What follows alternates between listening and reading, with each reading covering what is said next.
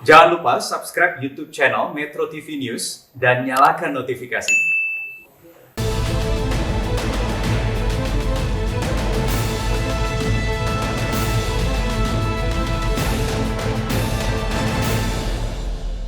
Dipersembahkan oleh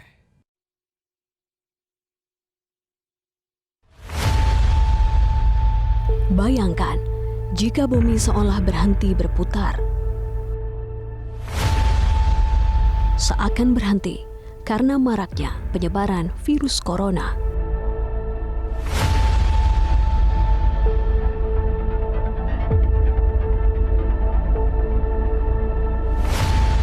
Yang kemudian menghantam seluruh dunia, termasuk Indonesia.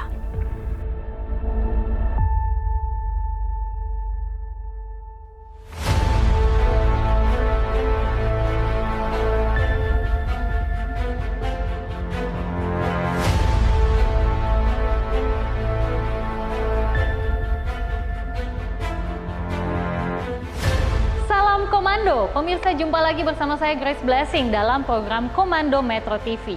Pemirsa, seiring berkembangnya jumlah pasien COVID-19 di Indonesia, kini Rumah Sakit Pusat Angkatan Darat tengah mengembangkan sebuah metode, yaitu terapi konvalesen untuk menekan meningkatnya jumlah pasien COVID-19 di Indonesia. Lalu seperti apakah metode memberikan plasma darah ini? Berikut informasi selengkapnya untuk Anda.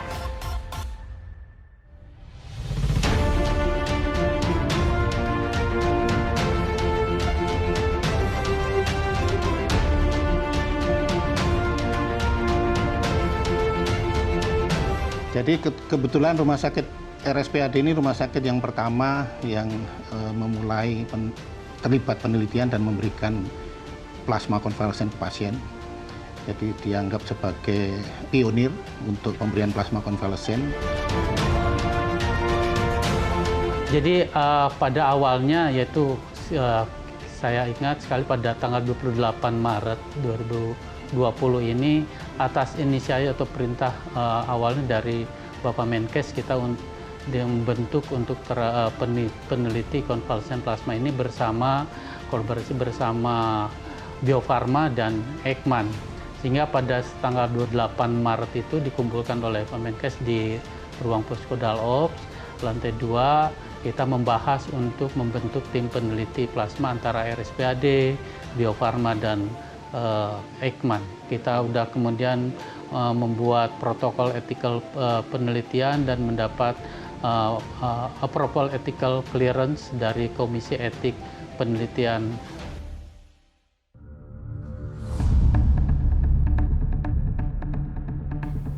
Jika melihat ke belakang, pemanfaatan plasma konvalesen sebagai metode untuk menyembuhkan virus corona sudah dilakukan oleh para peneliti negara di dunia.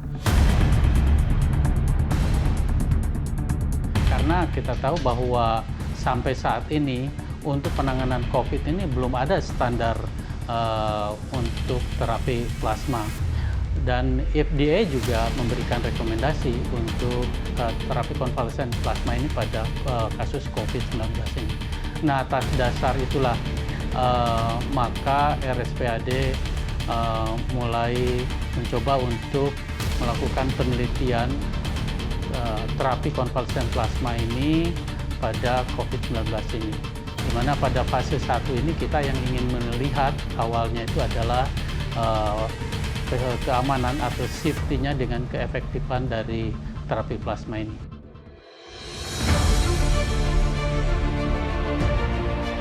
Uji coba penelitian pemanfaatan plasma konvalesen dilakukan terhadap pasien yang dinyatakan sembuh COVID-19 atau disebut sebagai pendonor.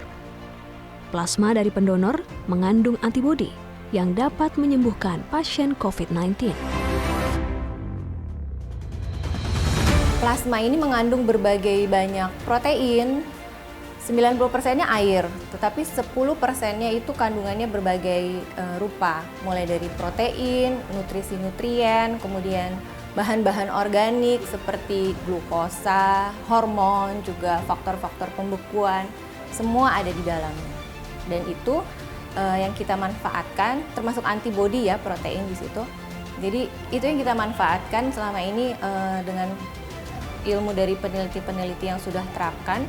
Kandungan itu terdapat di dalam plasma konvalesen ini yang tujuannya untuk memberikan terapi pemberian imun pasif kepada si penderita COVID. Sehingga dari situ dapat meningkatkan antibodi dari penderita COVID. Jadi plasma ini semacam imunisasi pasif, memberikan tambahan antibodi, yaitu manfaatnya tadi ada 2, sebagai antivirus juga sebagai imunomodulator.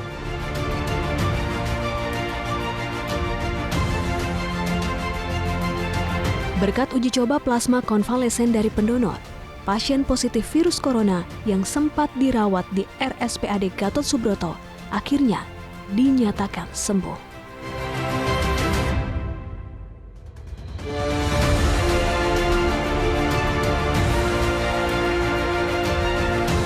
Penelitian pengembangan metode terapi plasma konvalesen ini membutuhkan waktu yang panjang hingga akhirnya menjadi salah satu pilihan terbaik yang akan dikembangkan oleh RSPAD dalam menangani kasus COVID-19 di Indonesia. Nah, seperti apakah proses pengembangan metode plasma ini? Nantikan sesaat lagi tetap di Komando Metro TV.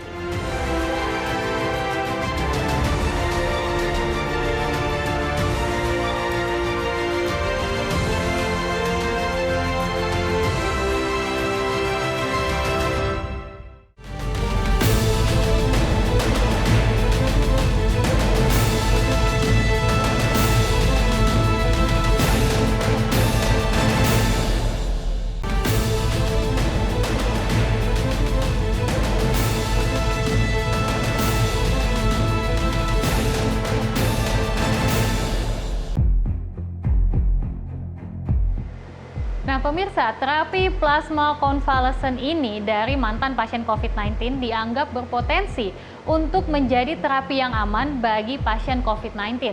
Bahkan Badan Pengawas Obat dan Makanan Amerika Serikat mengizinkan penggunaan plasma darah ini untuk menjadi pengobatan bagi penyakit COVID-19 ini. Dan akhir-akhir ini Perwira Secapa AD, mantan dari pasien COVID-19 ini memiliki peranan yang penting dalam mendonorkan plasma darahnya sebagai terapi plasma konvalesen.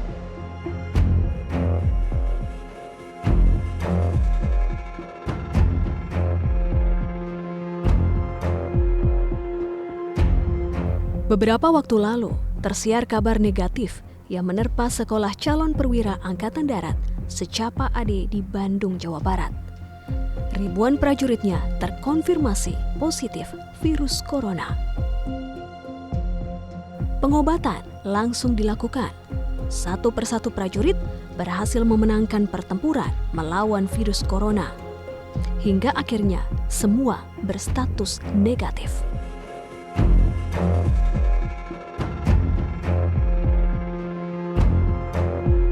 Perang ternyata belum usai. Walau telah sembuh, ratusan prajurit sukarela mendonorkan plasma darahnya untuk membantu pasien COVID-19 yang masih dalam perawatan.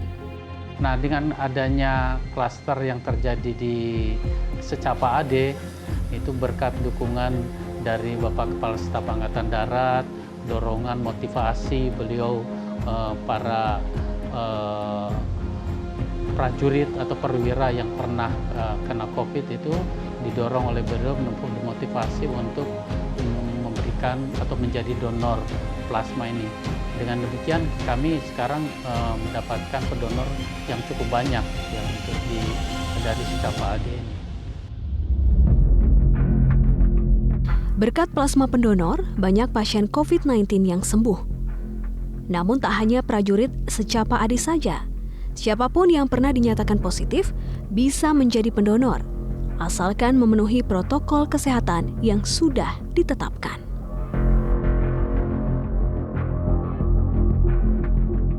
Kriterianya pasti tentu ada ya untuk merekrut donor plasma konvalesen ini. Pertama, tentu dia harus sudah sembuh dari COVID-19. Berarti sebelumnya sudah ada bukti bahwa dia positif dengan pemeriksaan RT-PCR.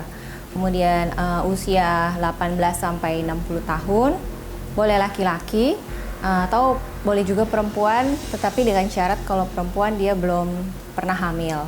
Nah, kemudian kita lakukan lagi pemeriksaan PCR negatif. Selanjutnya juga dilakukan pemeriksaan untuk crossmatch untuk menentukan golongan darah, kemudian pemeriksaan terhadap screening bebas dari penyakit menular seperti HIV/AIDS, hepatitis, dan sifilis. Kemudian juga ditentukan pengukuran titer antibodi dari plasma pendonor itu. Karena titer antibodinya harus tinggi baru bahwa plasma itu dapat bermanfaat buat penderita COVID-19. Dari satu pasien ini biasanya kita bisa mendapatkan 3 kantong yang 200 cc-an. Dan ini digunakan untuk mereka-mereka yang pasien-pasiennya sedang. Biasanya yang kategori COVID dengan komorbid tetapi masih sedang. Dan siapapun yang membutuhkan, RSPAD siap mendukung. Kini, RSPAD Gatot Subroto memiliki stok plasma dari berbagai golongan. Rumah sakit lain boleh meminta stok plasma konvalesen untuk mengobati pasien COVID-19. Prosedurnya sangat mudah, boleh menghubungi kami langsung di unit transfusi darah RSPAD, nanti bisa hubungin, nanti kami akan memfasilitasi seperti permintaan komponen darah pada umumnya ya, baik yang ke PMI ataupun ke tempat lain, dituliskan untuk permintaan plasma konvalesen, nanti atas persetujuan dari dokter penanggung jawab yang sudah merawat pasiennya, ACC, nanti kita akan langsung segera berikan. Jadi sudah banyak rumah sakit yang mengajukan. Di sekitaran Jakarta sudah ada 18 rumah sakit, kemudian di luar Jakarta ada 20 rumah sakit, dan total kantong hari ini yang sudah kita kumpulkan sudah hampir 1.100-an, dan stok hari ini sekitar 540-an kantong, sehingga siapapun yang membutuhkan kita siap mendukung.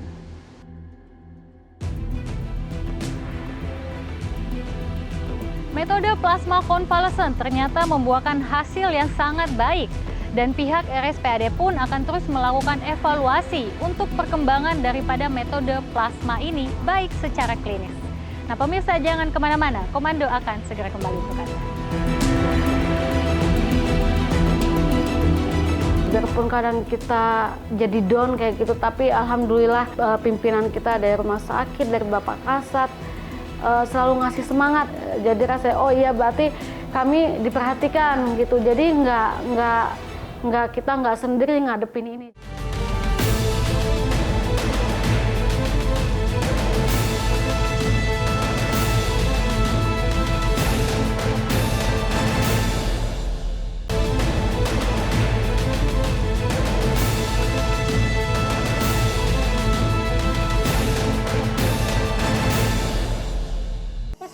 Semuanya. Selamat siang. Coba Mbak Elvi, ini apa? Madu ini ada gunanya nggak? Oh siapa? Baru selesai saya cobain Pak. Luar biasa sekali Pak rasanya Pak. Terima kasih banyak Pak. Ya bukan rasanya tapi manfaatnya. Kira-kira satu botol itu habis berapa hari tuh? Seminggu mungkin Pak Kasat. Oh seminggu ya. Siap. Nah tuh mami tuh seminggu. Seminggu tuh habis tuh. Ya Ibu Kasat izin, terima kasih Ibu atas perhatiannya kepada kami tim medis yang berdinas di ruangan isolasi tekanan negatif Ibu. Kami merasa diperhatikan dengan atasan, kami sangat berterima kasih. Saya yang terima kasih. Mbak semua mas luar biasa. Iya Ibu.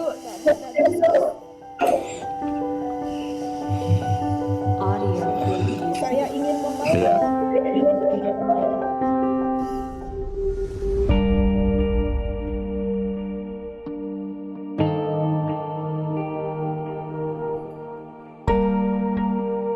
Menjadi garda terdepan dalam penanganan COVID-19 bukanlah hal yang mudah. Dan menjadi ujung tombak dalam penanganan pasien COVID-19 merupakan tanggung jawab yang besar bagi mereka. Dan meskipun harus meninggalkan keluarga, mempertaruhkan nyawa, mereka rela berjuang untuk memerangi COVID-19.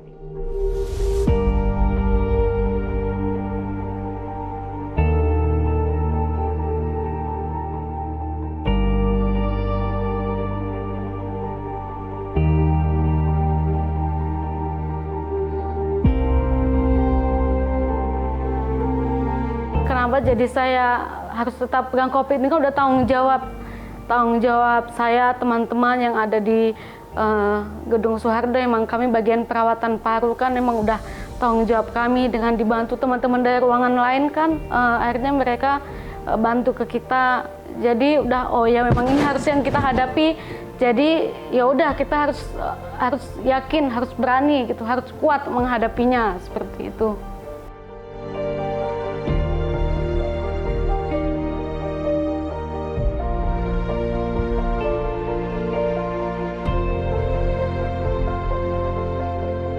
Mungkin kita sebagai tenaga medis, perawat, dokter dan yang lainnya itu udah yakin rasa cemas untuk tertular itu pasti yakin ada gitu. Seperti apa penularannya nih belum jelas. Apalagi kita yang langsung kontak dengan pasien gitu dengan ya artinya kita tetap menggunakan APD, kita di saat itu orang-orang menjauh pada pasien COVID gitu ya. Kita sebagai jiwa perawat, kita harus mendekati mereka. Dan itu yang membuat saya di satu sisi saya harus bersedih, di satu sisi kita harus tetap fight dengan profesi kita, dengan tetap melayani pasien.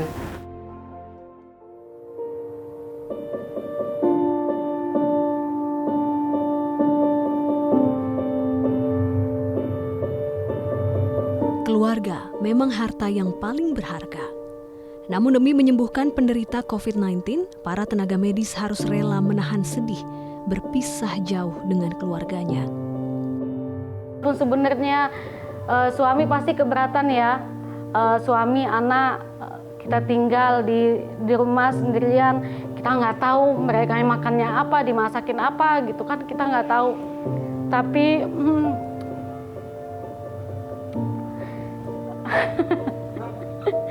Tapi pokoknya saling nguatkan, kita udah dihadapin aja dulu ini, mudah-mudahan semuanya cepat berakhir, menyenangkan hati.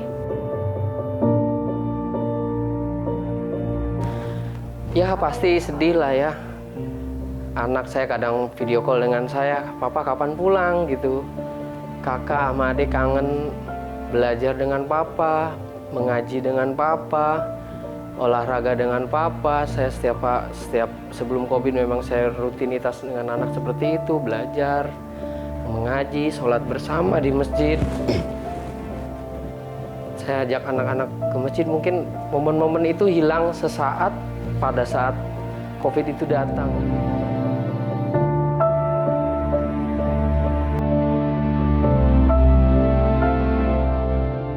Kan pasien nggak ada yang semuanya pulang dengan sehat seperti itu kan. Jadi ada pasien yang meninggal seperti itu. Jadi kadang kita ada keluarga pasien, pasiennya lagi kita rapikan pasiennya, "Suster, boleh nggak maksudnya difotoin muka bapak saya," kayak gitu. Terus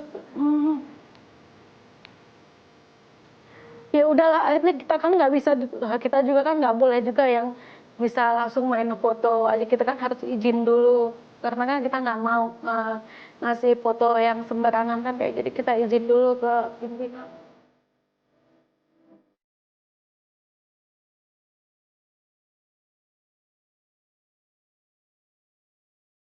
Pesan untuk teman-teman saya, terutama perawat, tetap semangat, tetap memberikan pelayanan yang terbaik buat pasien-pasien.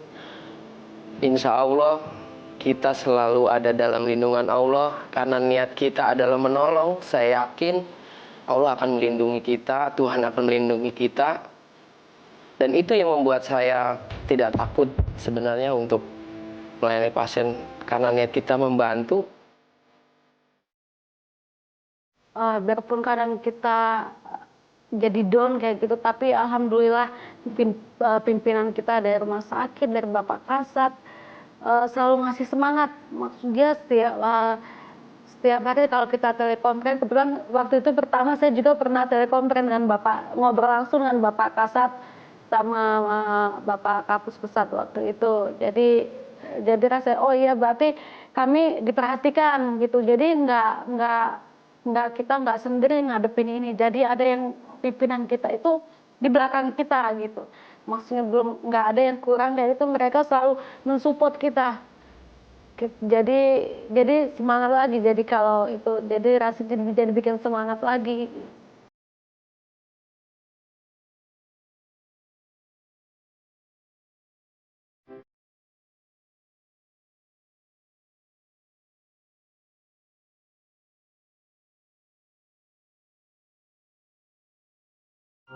Meski menantang nyawa, tidak sedikit pun menyurutkan semangat para tenaga medis ini untuk tetap bekerja. Kesembuhan pasien bagi mereka adalah hal yang utama. Dan dengan memegang teguh sumpah dan janji mereka sebagai tenaga medis, ini membantu mereka untuk memiliki tekad bagi masyarakat untuk bisa terbebaskan dari COVID-19 ini. Dan bagi kita, mari kita terus taati protokol kesehatan. Saya Grace Blessing pamit, sampai jumpa dan salam komando.